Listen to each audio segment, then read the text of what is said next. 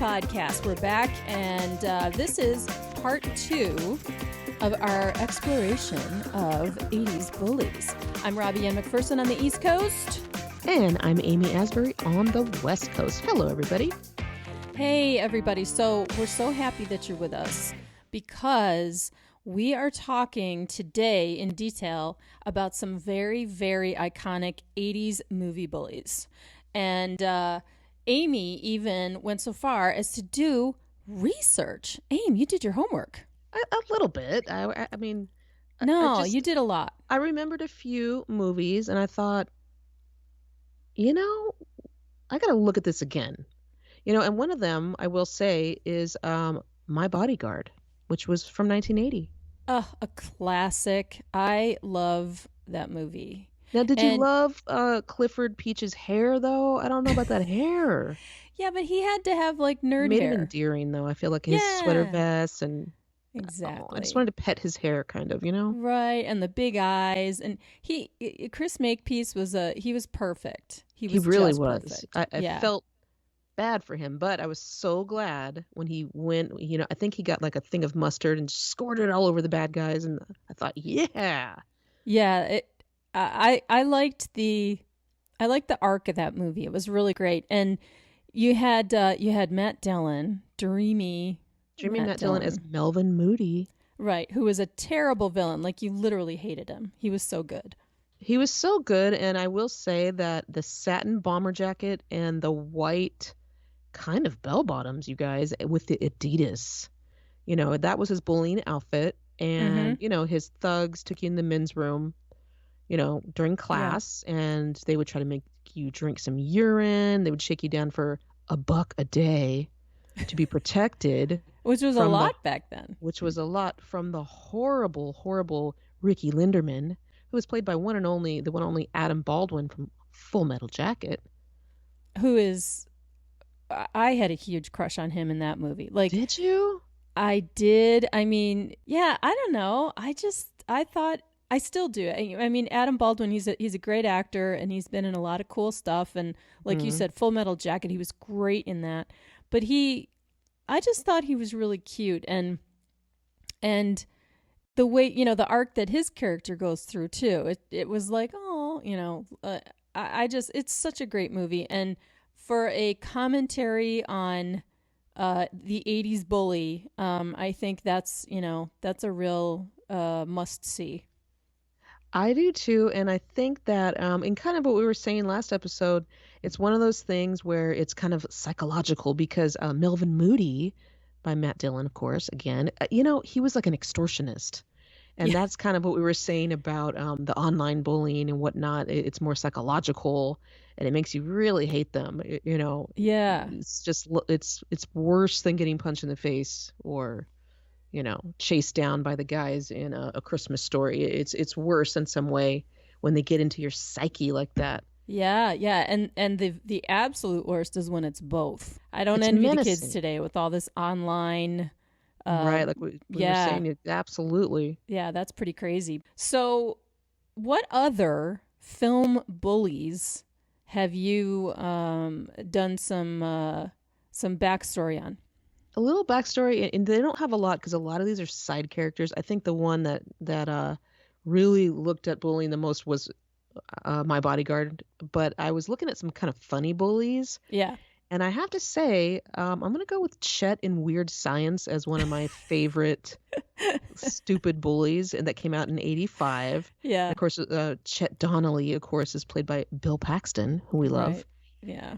And, you know, I'll never forget in the, I think it was the LA Times, one of the reviewers said, the film's appeal was limited to audiences of 15-year-old boys and maybe the 16-year-olds if they aren't too fussy, which I thought was funny. Which is also wrong because, you know. I loved it. You're right. Because it was John Hughes who wrote and directed, and, you know, you had to watch it. Yeah, but, and he was like a caricature of, you know, the older brother bully. But you know what's interesting about Weird Science? Remember, Robert Downey Jr. also played a Mm-hmm. bully and was more, he was more of a subtle bully, even though he, Yes. he did drop the milkshakes on their heads in the That mall. was so wrong. Uh-huh. Yeah. Uh-huh. Which, by the way, we need to do a whole show on the mall. Just sidebar, Oh my gosh. right? So need to do that. Yeah. Okay. So that's coming, everybody. We're gonna explore the mall.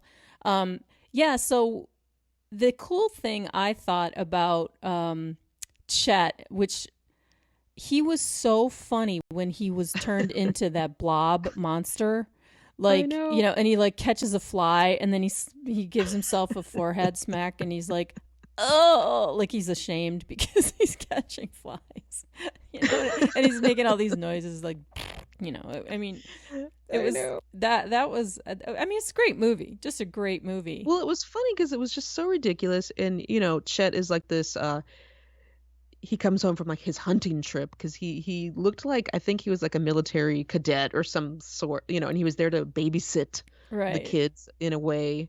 The parents were out of town and he was just so, cigar, and I think he was a Marine actually.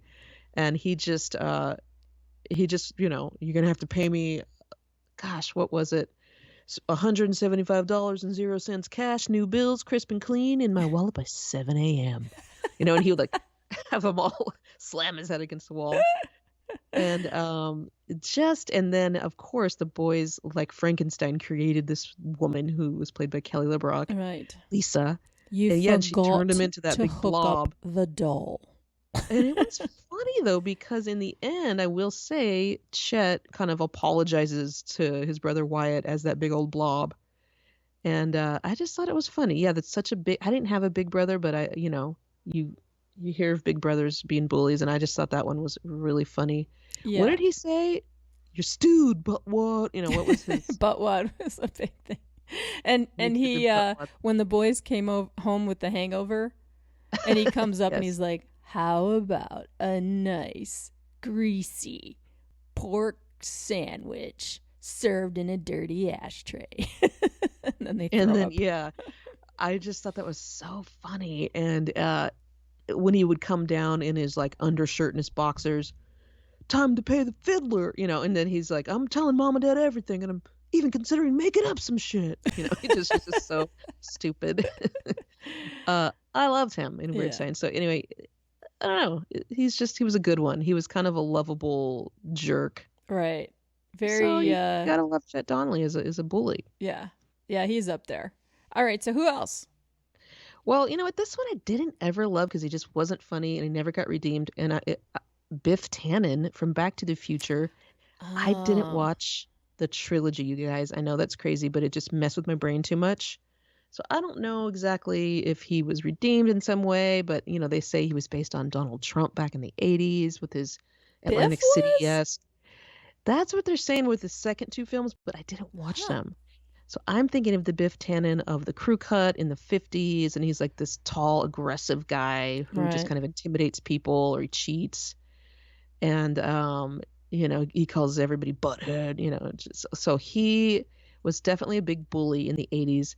I don't know that any of us thought he was like a hot guy or attractive though. Mhm. We just hated him. Am I right? Or I think that's true. I think he was another caricature, right? But the interactions with Crispin Glover, McFly, like the interactions knocking between on his those two. head? Yeah, because that Anybody was home? it was just Hello? hilarious, because here's Crispin and he's trying to be like Biff, and not he's either realizing he's getting bullied and trying to laugh it off, or he's not quite realizing it. But yeah, he was a good one. Another kind of jockey, muscle head sort of bully. Yeah, and he kind of always messed up his metaphors. He was always like, make like a tree and get out of here. Or instead of like leave, like he just would always say it wrong. Right. He was not the cerebral bully. He was just a moron. Yeah, so he was a good bully, but he wasn't like a hot bad boy bully where you kind of think they're cute and you're like, oh, he was just like, oh, I hate him. Yeah, like speaking Yeah. of hot bad boy bullies, Hmm. James Spader. Oh my gosh, I know. And then you Right. feel all guilty. I felt like ashamed when Right. he was well, of course, Pretty in Pink when he was Steph McKee, Yeah. one of the Yeah. Richies. Yeah, like Steph the character, Uh-huh. he was just awful, this empty You're a um bitch. Yeah. you're a bitch. He was not likable, but James Spader, he was a hot dude, still a handsome guy, and he with the suits and the hair, I think the hair really helped. Well, But he's he had always that had that fluffy. yeah, it was like the 80s fluff do. He had a great 80s fluff do, kind of a mullet, but when he was Rip in Less Than Zero, which it was in 87, he had kind of a fade. It was like slicked straight back. That was my favorite hair on him. Yeah, see, that was not sexy at I thought all. it was. Oh, Oh my I gosh, I no. I'll loved it. I take love the fluffy slick haired hair. Spader over slick back Spader. What I love, well, Rip was this horrible, of course, drug dealer in LA who Julian, who was, of course, Robert Downey Jr., owed 50 grand to. And, when I looked it up, I'm like, what was that debt?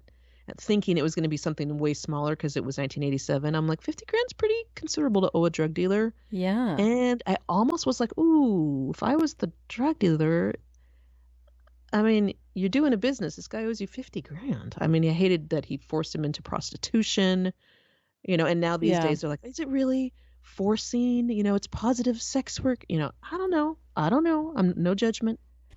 Yeah, It was, I don't I know, it feel was like it was forced. It trading. was like a sex trafficking thing in my Yeah, head. yeah, cuz he was trading the sexual favors to pay He off the debt. he And owed 50 G's, and I feel like it would have only been, I mean, back then, how many guys would he it would have taken him forever at that rate, but you know, yeah. good old Rip, he was in his jacuzzi, just chilling with his sunglasses on his head, and he was just Yeah, like, in the "Who the fuck dark. do you think you're talking to? You're a junkie." The whole idea of like the sexy bad guy versus the jock kind of musclehead bad guy, all these things. I think it boils down to, of course, the character. I mean, whatever they wrote, right? But Right. for an actor to be able to play a bad guy and still somehow, I don't know, make you sympathize with him or think he's sexy or have some redeeming quality. I think that's a very specific type of actor, right? Like Craig Sheffer, Oh, yeah. right?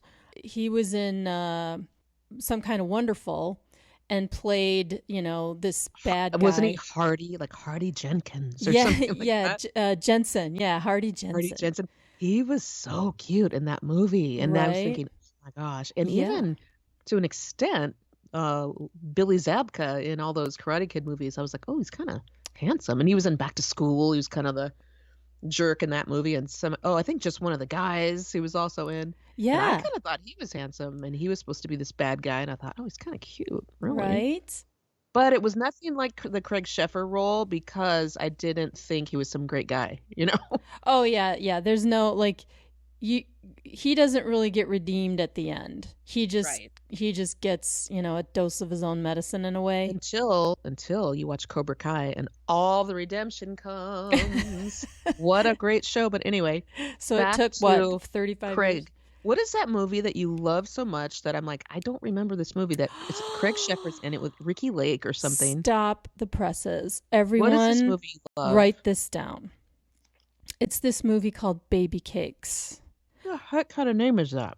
It is what, by the way, what are you eating? That looks good. It's so not good. It's plain oatmeal. Oh, no, hey, oatmeal. Oatmeal's good for you. See, Amy and I can see each other. We can see each other. We see each other. Yeah. Said Shout out what Candy I Burris. said. Yeah. Yeah, so I was just curious what Amy's eating. But anyway, yeah, so Baby Cakes. So Craig Sheffer plays this kind of quiet, unassuming nice guy, which is really difficult to believe because I mean, come on. I know he's drop dead gorgeous, but he doesn't know he's that gorgeous. He's just this kind of simple dude, and he is a train conductor on the Train subway. conductor. Yeah, What? on the subway. He's like the guy at the front of the cars Wait, on the so was he subway. older in this movie? That sounds like a not a teenage job. No, he wasn't a teenager. He was like early 20s Oh. maybe. Oh, Um early 20s. And did he have fluffy hair? That's what I want to know. What he year was this? he had fluffy hair. I think it said 89 or something Yeah, last it time was I late tried to 80s look for it up. sure. I'm pretty sure it was a TV movie. Oh And gosh. it definitely had the quality controls of a TV movie, but I say that with Mhm. love because I have seen this movie 20 times, 20 million times, and I love it. Okay, and Ricki Lake Yeah. plays this girl who rides the subway, and she has this crush on him from afar. And she has kind of a sad home life. Like her dad loves her, but her dad's got this new wife who played incidentally by Betty Buckley from It Is Enough, Oh, who's love her. fantastic. Yeah. Mhm. And the father, oh gosh, I just forgot his name. The father was was Tyne Daly's husband on Cagney and Lacey. So you were just like, okay, I know these actors. Yeah, like the This guy's acting's great. I cute. mean, these are good actors, and the script is really cute. It's just a heartwarming movie. Like if you're looking for, Pulp Fiction, no, this is not your choice. But Okay, if but if you want like to get a giant tub of ice cream and sit on a Saturday night with your cat and just disappear into this heartwarming little movie, but was he a bad boy though? no, Was no, he a no. bad boy in the movie? Oh, No. This is what I mean. Like, this is a slight sidebar, but like, got it. here's Okay. Craig Sheffer, Yeah. who can play a terrible bad boy in Some Kind of Wonderful. Right. And then he plays this really sweet guy in this Baby Cakes movie. And I don't know, it's just so adorable and so cute. And the gist of the story is that Ricki Lake kind of devises this plan to get him, quote unquote. Like she's Cute. just in love with him, and so she kind of comes up with this whole thing with her best friend and stuff like that. I highly recommend it as one of those. I mean, technically, maybe it's not a great movie, but it's a beloved movie to a lot of people. It's so cute. Well, And I'm going shout to have out to check it out. Craig Sheffer and Ricki Lake because they're both really cute in it. Aw, It was kind of like maybe a Hallmark movie before its time, sort of. that's so cool. I love him as, was he another bad boy in a different movie? I just feel like when I see him, he's that. I know he was in A River Runs Through It. Yeah, but he wasn't a bad boy in that. He Oh, was okay. really good in that movie. Right. Maybe we should start a Craig Sheffer fan club, Right. right? Yeah, Yeah, that I sounds think good. so. Didn't we wait on him once? He I, was like super nice. yeah, I waited on him at our I did famous deli. too. At Yeah, our very famous show. And I remember I waited on him. He was by himself. He sat on the patio. He was super, super nice. yeah, And I remember feeling like a little bit nervous, like, oh my gosh, he's really cute. yeah, right. Yeah. Well, because it's like a shy cuteness, right? Like he Yes.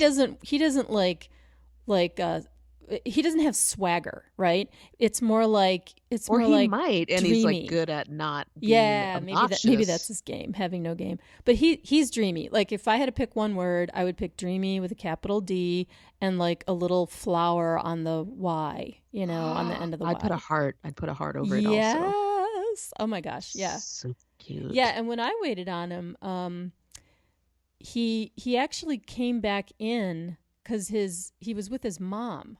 Oh, And how I mean, I know, cute. right? How sweet. He's like having lunch with his mom. And his Guys, mom oh, left her jean jacket. her jean jacket. Yeah, so he came in and and I was his waitress, right? So he comes up and he's like, excuse me, I was in here a little while ago, as if I, wasn't like, You're oh all my really, God, weren't you? Craig Sheffer. I know. He's all What, modest. before you finish the story, which of the awful uniforms were you wearing when Craig Sheffer came to speak with you? Well, I was wearing the only uniform I had, which was the red polo shirt, Oh, for the goodness sake. the apron that I always washed, but I couldn't get the ranch stains out of, Ugh. and I had black jeans that I wore every day, and then And I didn't you had tape together your shoe or oh something? yeah, Or yeah, what? I had these Oh, beat up black shoes sakes. because we had to wear black pants and black shoes. You And know, they, when you left, they did start doing white button-down shirts that I had to have dry cleaned. But anyway, you were wearing the red. Do you think you oh smelled yeah, corned beef and brisket? I'm positive I smelled of corned beef and brisket, No. and fried And Craig foods. Yeah. Sheffer, was he tall?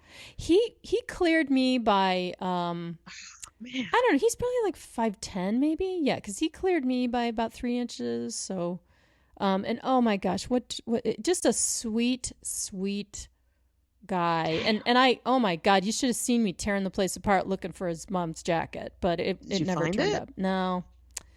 No, so I don't know if she left it somewhere else or if someone took it, but like there was nothing at the table, and I told him that. I said, "Well, when you left, there wasn't anything at the table, or I would have saved it." He's And like, then you're like, "Oh, oh, thank you." if I would have noticed it was you, Yeah, you're like, if huh? I What? wasn't so distracted by your unbelievable handsomeness. Oh Yeah. my God. Yeah. Okay. So Yeah. enough googly eyes. All right. So back Okay. Yeah. to the bad boy bullies. So who else do you have on your list? Okay. This one, I did not find this guy a hot guy, but he did have swagger, kind of.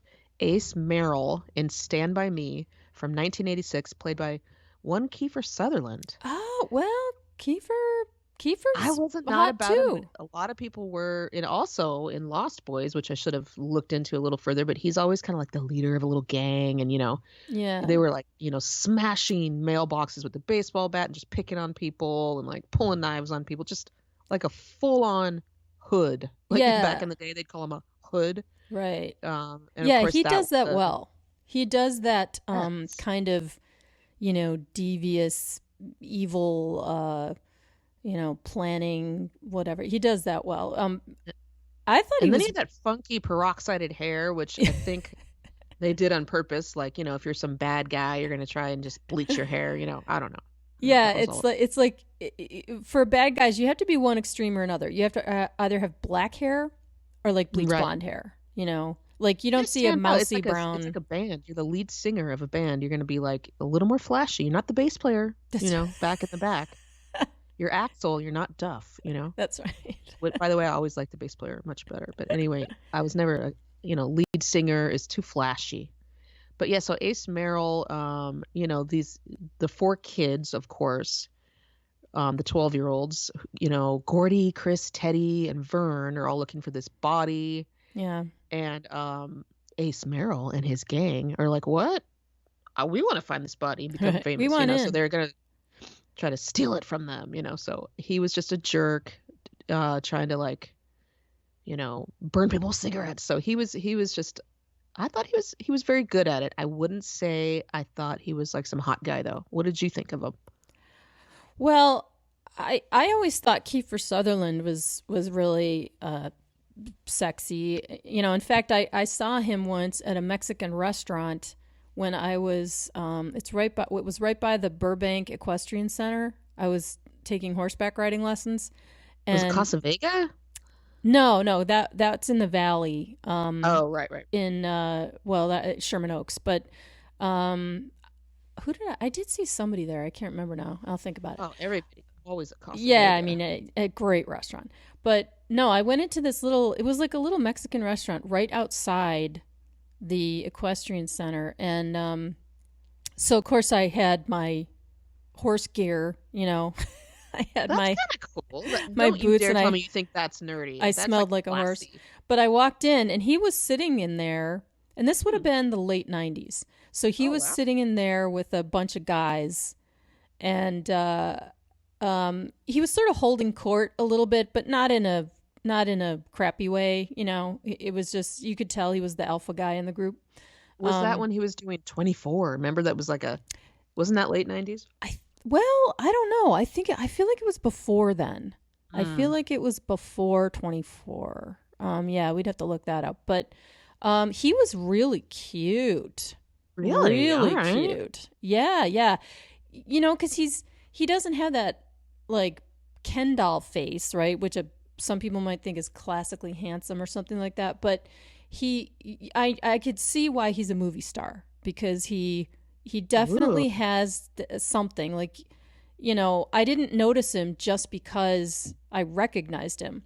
I kind of recognized him because I saw somebody who had some kind of aura, and I was like, He had oh shit, presence. that's Kiefer Sutherland. Yeah, yeah. That's So cool. I can, he's another one that's. I mean, I'm trying to think of when he played like a really good guy.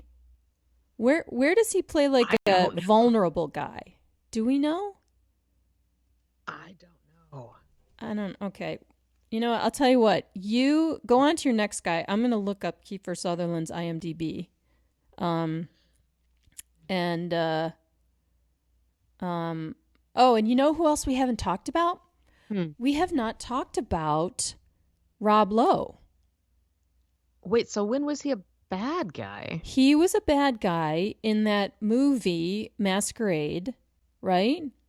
Wait, so tell me about that movie. I don't recall that one. Okay, so here, I'm going to look this up. But Rob Lowe is another guy that, you know, he's a very versatile actor, so he can, you know, he can kind of do just about anything. But Masquerade came out in late 80s, 88, I think, and it was with Meg Tilly. Remember Meg Tilly? Yeah, she hasn't done a whole lot lately. So she's an heiress. And then Rob Lowe plays this yacht captain guy. And, you know, and he, of course, he's like not interested in her money. Sure. You know, and so he's got this whole like diabolical plan. But that was a good 80s movie. You know, it's interesting. Really? It's a good, like, I don't know, Sunday afternoon flick. Like boating and... Wait, so he is kind of the bad guy in this? Yeah. Oh, yeah. Yeah. And he, you know, because he's obviously after her money, you know, duh. Ooh. But he does a good job of playing kind of a psychopath guy. And Kim Cattrall's in it too. But he was definitely a bad guy in that. And then, you know, what about Saint Elmo's Fire? I mean, he wasn't a bully, but he was definitely Billy. Yeah, he was Billy, and he had his saxophone, and he had his that one long earring, and the mullet.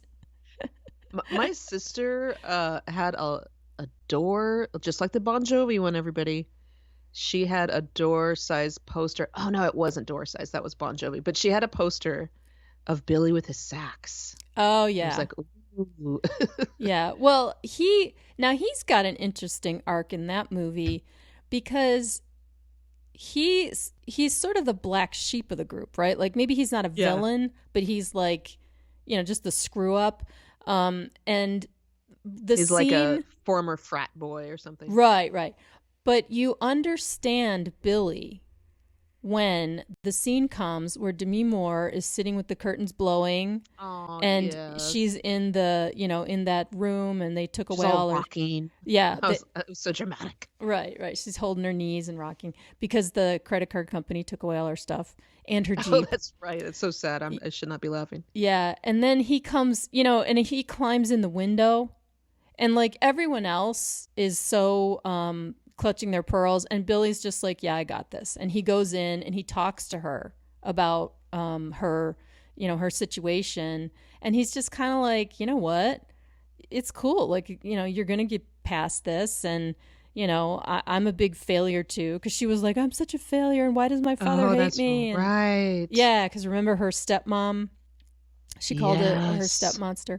So then you realize, oh, okay, like Billy, he may be a screw up, but because he's a screw up, he recognizes, you know, her vulnerability and all that, and shows his own. And I like that movie. It's very lovable. Yeah, it's a if you were in college in that era, which I was, I mean, I didn't go to Georgetown, but you do relate to a lot of the things the characters are going through, you know, and how they're sort of fumbling and finding their own way. And I'll tell you who's a bad boy in that movie, Judd Nelson. He was a creep.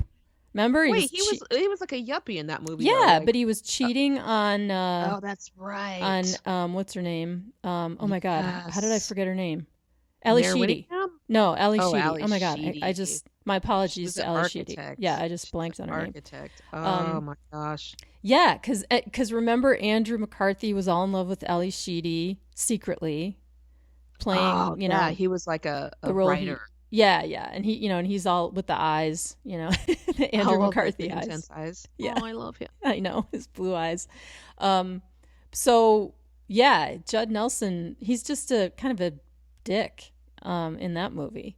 But And then Breakfast Club, that was like I didn't find him like attractive ever though, no, I but don't. he did a great job as a bad kid. I thought, okay, this is so he would be like the heads, like you were saying at school. Would he Yeah, be one of the heads yeah, at your he school? would have been, well, no, because the heads were not, But he was Bender. wearing that jacket. He was wearing that jacket with like the sheepskin Yeah, he inside. looked like Okay. the heads in our school, or the flannel wearing, Uh-huh. mullet kids that went to the vocational school, who Right. we're quite sure have far exceeded anything. They Certainly. were the smart ones. you That's know, what you said. It's true. we're all going to college. But John Bender was like this, but I will say that character, they really fleshed him out because by the end you were like, wow, I really feel for this guy.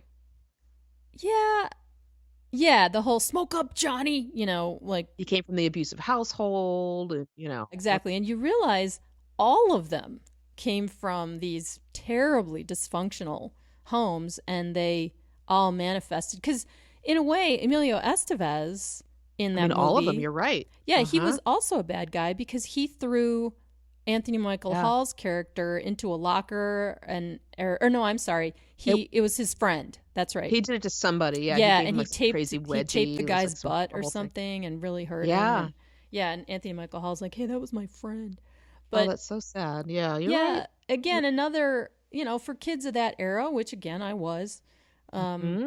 that was that hit real close to home, because It when did.